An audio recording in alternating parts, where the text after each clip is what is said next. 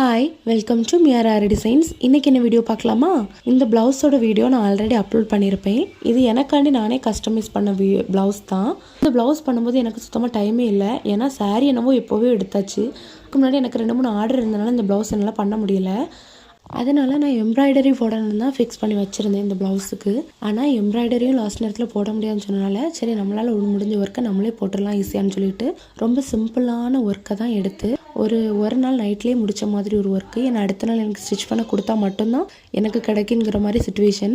என்னமோ எல்லாருக்கும் ப்ளவுஸ் போடுவோம், நம்மளுக்கு ப்ளவுஸ் போடும்போது மட்டும் இக்கட்டான சூழ்நிலையில் போடுற மாதிரியே அமைஞ்சிருது. அதுக்கேற்ற மாதிரி நான் நெக் எதுக்குமே ஒர்க் போடலை, 2 ஸ்லீவுக்கு மட்டும் போட்டு கம்ப்ளீட் பண்ணி கொடுத்துருந்தேன். ஆனால் அதுவே ரொம்ப சூப்பராக இருந்துச்சு. ஃபைனல் அவுட்புட் இப்படி தான் இருந்துச்சு, பார்த்துக்கோங்க.